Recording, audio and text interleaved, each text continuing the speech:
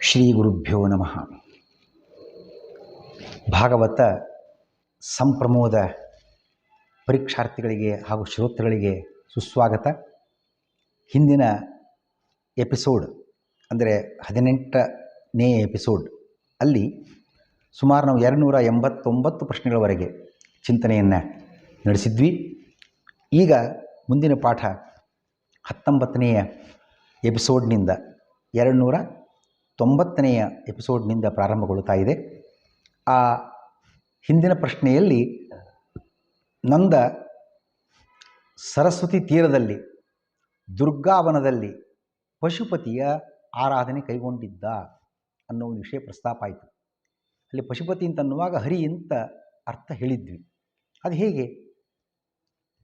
ಶ್ರೀಮದಾಚಾರ್ಯರು ತಿಳಿಸ್ತಾರೆ ಛಾಂದೋಗ್ಯ ಭಾಷ್ಯದಲ್ಲಿ, ಪಶವೋ ದೇವತಾ ಸ್ಮೃತಾ, ದೇವತೆಗಳೆಂದರೆ ಪಶುಗಳು, ಅವರ ಒಡೆಯನಾದುದರಿಂದ ಭಗವಂತನಿಗೆ ಪಶುಪತಿ ಅಂತ ಹೆಸರು ಅನ್ನೋ ವಿವರಣೆಯನ್ನು ಕೊಟ್ಟಿದ್ದಾರೆ. ಆ ಸುದರ್ಶನ ಏನು ವಿದ್ಯಾಧರ ಇದ್ದ, ಆಂಗಿರಸರ ಶಾಪದಿಂದ ಹೆಬ್ಬಾವಾಗಿದ್ದ, ಆಂಗಿರಸರ ಶಾಪವೂ ಉದ್ಧಾರಕ್ಕಾಗಿ ಅನುಗ್ರಹಕ್ಕಾಗಿ ಅಂತ ಹೇಳಿದ. ಹೇಗೆ? ಸುದರ್ಶನನಿಗೆ ದೇವೋತ್ತಮನಾಗಿರ್ತಕ್ಕಂಥ ಕೃಷ್ಣನ ಪಾದಸ್ಪರ್ಶ ಸೌಭಾಗ್ಯ ಪ್ರಾಪ್ತವಾಯಿತು, ಅವನು ಹೆಬ್ಬಾವು ಜನ್ಮದಿಂದ ಉದ್ಧಾರವಾಗುವಂತಾಯಿತು. ಆ ಕಾರಣಕ್ಕೋಸ್ಕರ ಆ ಬ್ರಾಹ್ಮಣ ಶಾಪವೂ ಕೂಡ ಅನುಗ್ರಹಕ್ಕಾಗಿ ಎಂದು ಭಾವಿಸಬಹುದಾಗಿದೆ. ಮುಂದೆ ಶಂಖಚೂಡಾಸುರ ಸಂಹಾರ ವಿವರವನ್ನು ಹೇಳಬೇಕು ಅಂತ ಪರೀಕ್ಷಿತ ರಾಜ ಕೇಳಿದ. ಬಲರಾಮ ಕೃಷ್ಣರು ಒಮ್ಮೆ ಬೆಳದಿಂಗಳಿನಲ್ಲಿ ಗೋಪಿಯರೊಡನೆ ವಿಹಾರ ಮಾಡ್ತಾ ಇದ್ದರು. ಮೂರ್ಛನೆಯಿಂದ ಮೈ ಮರೆತಿದ್ದರು. ಕುಬೇರ ಸೇವಕರಾಗಿರ್ತಕ್ಕಂತಹ ಸೇವಕ ಶಂಖಚೂಡ ಅಂತ ಒಬ್ಬ ಅಸುರ, ಅವನು ಬಂದ ಅಲ್ಲಿಗೆ ಗೋಪಿಯರನ್ನು ಹೊತ್ತೊಯ್ತಾ ಇದ್ದ. ನೋಡಿದ ಕೃಷ್ಣ ರಾಮ ಗೋಪಿಯರ ಕೂಗನ್ನು ಕೇಳಿ ರಾಮಕೃಷ್ಣರು ರಾಕ್ಷಸನನ್ನು, ಆ ಶಂಖಚೂಡನನ್ನು ಬೆನ್ನಟ್ಟಿದರು, ಕತ್ತರಿಸಿ ಹಾಕು ಅಂತ. ಕೃಷ್ಣನು ಅವನನ್ನು ಸಂಹರಿಸಿ ಅವನ ತಲೆಯಲ್ಲಿದ್ದ ಒಂದು ರತ್ನ ಇತ್ತು, ಅದನ್ನು ತಂದು ಅಣ್ಣನಿಗೆ ಕೊಟ್ಟಿದ್ದಾನೆ. ಶಂಖಚೂಡಾಸುರ ಸಂಹಾರವಾಗಿದೆ ಅಂತ ಶುಕಾಚಾರ್ಯರು ಕಥೆಯನ್ನು ವಿವರಿಸ್ತಾರೆ. ಅವರು ಮೂರ್ಛನೆಯಲ್ಲಿ ಇದ್ದರು ಅಂತ ಹೇಳಿದ್ವಿ. ಮೂರ್ಛನೆಯಿಂದ ಮೈ ಮರೆತಿದ್ದರು. ಏನು ಮೂರ್ಛಾ ಅಂದರೆ ಏನು? ಮೂರ್ಛೆ ಹೂವು ಅಂತ ಅರ್ಥನ ಅಲ್ಲ. ಭರತನ ನಾಟ್ಯ ಶಾಸ್ತ್ರವನ್ನು ನೋಡುವಂತಾಗಿದ್ದರೆ ಅಲ್ಲಿ ಆ ಒಂದು ವಿವರಣೆ ಕಂಡು ಬರ್ತದೆ. ಕ್ರಮಾತ್ ಸ್ವರಾಣಾಂ ಸಪ್ತಾನಾಂ ಆರೋಹಶ್ಚಾವರೋಹಣಂ ಮೂರ್ಛನೇತ್ಯುಚ್ಯತೆ ಗ್ರಾಮ ತ್ರಯತಾ ಏಕವಿಂಶತಿ. ಸಪ್ತಸ್ವರಗಳು ಸರಿ ಗ ಮ ಪದ ನಿ, ಈ ಸಪ್ತಸ್ವರಗಳನ್ನು 21 ರೀತಿಯಲ್ಲಿ, ಒಂದೇ ಕ್ಷಣದಲ್ಲಿ 21 ರೀತಿಯಲ್ಲಿ ಆರೋಹಣ ಅವರೋಹಣ ಕ್ರಮದ ಆಲಾಪನೆ, ಅದಕ್ಕೆ ಮೂರ್ಛನಾ ಅಂತ ಹೆಸರು. ಆ ಆಲಾಪನೆ ತೊಡಗಿದ್ದರು. ತೊಡಗಿದಾಗ ಆ ಅಸುರ ಬಂದು ಅವರನ್ನು ಎತ್ತಿಕೊಂಡು ಹೋಗೋ ಕಾರ್ಯವನ್ನು ಮಾಡಿದ ಅಂತ ನಾವು ಚಿಂತನೆಯಲ್ಲಿ ಹಿಂದೆ ನೋಡಿದ್ದೇವೆ. ಕೃಷ್ಣ ವೇಣುವಾದನ ಮಾಡಿದ್ದಾನೆ. ಏನು ವೇಣುವಾದನದ ವೇಣುಗಾನದ ವೈಶಿಷ್ಟ್ಯ? ಕೃಷ್ಣ ತನ್ನ ಎಡಕೆನ್ನೆಯನ್ನು ಎಡ ಹೆಗಲ ಮೇಲೆ ಇರಿಸಿ ಕೆಳ ತುಟಿಯಲ್ಲಿ ಇರಿಸಿದ ಕೊಳ್ಳನ್ನು ನುಡಿಸುತ್ತಿದ್ದರೆ ದೇವಾಂಗನೇರು ಸಹಿತ ಆಲಿಸುತ್ತಾ ವಾಹ್ ಶಾಬಾಷ್ ಸುಂದರವಾಗಿದೆ ಅಂಥೇಳಿ ಮೈ ಮರಿತಕ್ಕ ಸಂದರ್ಭ. ವೇಣುಗಾನಕ್ಕೆ ಮೈ ಮರೆತ ಗೋಕುಲದ ಗೋವುಗಳು, ಜಿಂಕೆಗಳು ಹುಲ್ಲು ಮೇಯದೆ ತದೇಕಚಿತ್ತದಿಂದ ಆ ಕಡೆಗೆ ಆಕರ್ಷಿತರಾಗಿ ಚಿತ್ರದಲ್ಲಿ ಬರೆದಂತೇನೋ ಗೊಂಬೆಯಂತೇನೋ ನಿಶ್ಚಲವಾಗಿ ಬಿಡುತ್ತವೆ. ಇದು ಆ ಮೋಹಕತ್ವ ಶಕ್ತಿ ವೇಣುಗಾನದ್ದು. ಹಾಗೆಯೇ ಗೋಕುಲದ ಗಿಡಬಳ್ಳಿಗಳು ಸಮೃದ್ಧವಾಗಿ ಹೂಹಣ್ಣು ಬಿಡತಕ್ಕಂಥದ್ದು, ಗೋವುಗಳು ಸಮೃದ್ಧವಾಗಿ ಯಥೇಚ್ಛವಾಗಿ ಹಾಲು ನೀಡತಕ್ಕಂಥದ್ದು, ಇವೆಲ್ಲವೂ ಕೂಡ ವೇಣುಗಾನದ ಪ್ರಭಾವ. ಅಷ್ಟೇ ಅಲ್ಲ, ಮೋಡಗಳು ತಾವು ಜೋರಾಯಲ್ಲಿ ಗುಡುಗಿದರೆ ಅಪರಾಧವಾದೀತು ಕೃಷ್ಣನಿಗೆ ಅಂತ ಭಯದಿಂದ ವೇಣುಗಾನಕ್ಕನುಗುಣವಾಗಿ ಸೌಮ್ಯ ಧ್ವನಿ ಇಟ್ಟುಕೊಂಡು ಮೋಡಗಳು ಕೂಡ ಧ್ವನಿಗೈಯುತ್ತಿದ್ದವು. ಮೋಡಗಳು ಕೃಷ್ಣನ ಬಣ್ಣ, ತಮ್ಮ ಬಣ್ಣ ಒಂದೇ ರೀತಿ ನೀಲಿ ಬಣ್ಣ ಪ್ರಾರಂಭದಲ್ಲಿ ಬಂದಿದೆ.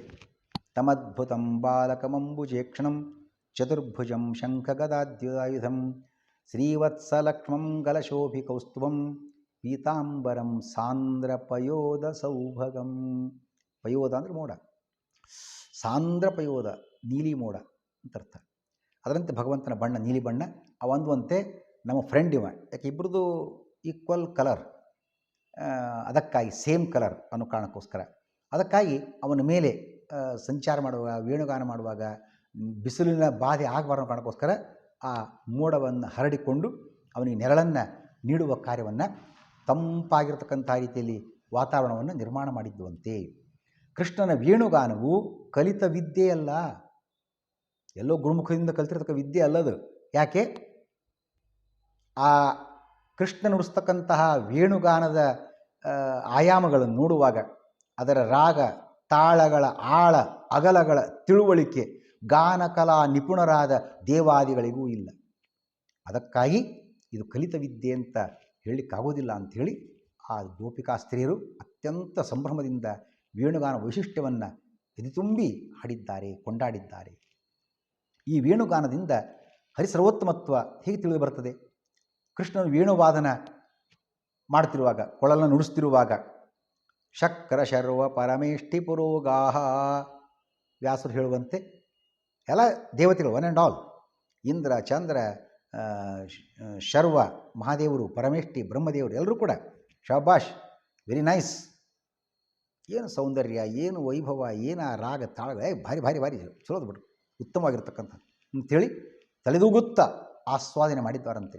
ಆದರೆ ಕೃಷ್ಣನು ಯಾವ ರಾಗ ಯಾವ ತಾಳಗಳಲ್ಲಿ ಕೊಳಲು ನುಡಿಸ್ತಾ ಇದ್ದಾನೆ ಗೊತ್ತಾಗಲಿಲ್ಲ ಅಂತವರಿಗೆ. ತಲೆ ತಗ್ಗಿಸಿದ್ದಾರೆ. ಆನತ ಕಂಧರ ಗಾತ್ರಾಹ. ವಾದರಾಜರಂದರು ಕೃಷ್ಣ ನುಡಿಸಿದ ಕೊಳಲು ವಾದನ ಅಥವಾ ವೇಣುಗಾನ ನಡೆಸಿದ್ದಾನೆ, ಅದರ ರಾಗ ತಾಳಗಳ ತಿಳುವಳಿಕೆ ಇಲ್ಲ ಅಂತ ಅನ್ನೋದಾಗಿದ್ದರೆ ಇಂಥ ಬ್ರಹ್ಮಾದಿಗಳು ಸರ್ವಜ್ಞರ ನೆವರ್. ಒಂದು ಕೊಳಲ ಗಾನದಿಂದ ಹರಿಸರ್ವೋತ್ತಮತ್ವವನ್ನು ಸ್ಥಾಪನೆ ವ್ಯಾಸರು ಮಾಡಿದ್ದಾರೆ ಅನ್ನೋ ಮಾತನ್ನು ನೋಡ್ತಕ್ಕಂಥದ್ದು. ಸುಮನಸಸ್ತದುಪಧಾರ್ಯ ಸುರೇಶಾ ಶಕ್ರ ಶರ್ವ ಪರಮೇಷ್ಠಿ ಪುರೋಗಾಹ ಅನ್ನೋ ಮಾತನ್ನು ಚಿಂತನೆ ಮಾಡ್ತಕ್ಕಂಥದ್ದು. ಅಷ್ಟೊತ್ತಿಗೆ ಅರಿಷ್ಟಾಸುರ ಬಂದಿದ್ದಾನೆ ಗೋಕುಲಕ್ಕೆ. ಕೃಷ್ಣನ ಕೊಲ್ಲಿಕ್ಕೆ ಏನು ಕಂಸ ಕಳಿಸಿಕೊಡ್ತಾ ಇದ್ದ, one by one of them ಇವನು ಬಂದಿರತಕ್ಕ ಅರಿಷ್ಟಾಸುರ ಬಂದ. ಅವನು ಎತ್ತಿನ ರೂಪದಲ್ಲಿದ್ದ, ದೊಡ್ಡ ಭಯಂಕರ ಗೂಳಿ ರೂಪದಲ್ಲಿ. ಅವನೇನು ಜಿಗದಾಡೋದು, ಕೆನೆಯೋದು, ಶಬ್ದ ಮಾಡೋದು ಇಡೀ ಗೋಕುಲವೆಲ್ಲ ಭಯಪಡಬೇಕು, ಆ ರೀತಿ ಬರ್ತಾ ಇದ್ದ. ಕೃಷ್ಣ ಕೃಷ್ಣ ಅಂತ ಗಾಬರಿಯಿಂದ ಎಲ್ಲರೂ ಭಯಭೀತರಾಗಿ ಕೃಷ್ಣ ಶರಣು ಹೋದರು. ಅವನು ಕುರೂರ ದೃಷ್ಟಿ ಬೀರಿ ಆ ಅರಿಷ್ಟಾಸುರ ಎತ್ತಿನ ರೂಪದವನು ಗರ್ಜನೆ ಮಾಡಿದರೆ ಅಕಾಲದಲ್ಲೇ ಗರ್ಭಪಾತವಾಗ್ತಿತ್ತಂತೆ. ಇಷ್ಟು ಭಯಾನಕ ಅವನ ವರ್ತನೆ. ಕೃಷ್ಣ ಆ ತನ್ನ ಮೇಲೆಯೇ ಎರಗಿ ಬರತಕ್ಕಂತಹ ಅರಿಷ್ಟಾಸುರನ ಕೊಂಬುಗಳನ್ನು ಹಿರಿದು ಒದ್ದು ಕೆಡವಿ ಕೊಂಬುಗಳನ್ನು ಕಿತ್ತು ಅದರಿಂದಲೇ ಅರಿಷ್ಟಾಸುರನನ್ನು ಹೊಡೆದು ಖತಮ್ ಕೊಂದು ಹಾಕಿದ್ದಾನೆ, ಸಂಹಾರ ಮಾಡಿದ್ದಾನೆ.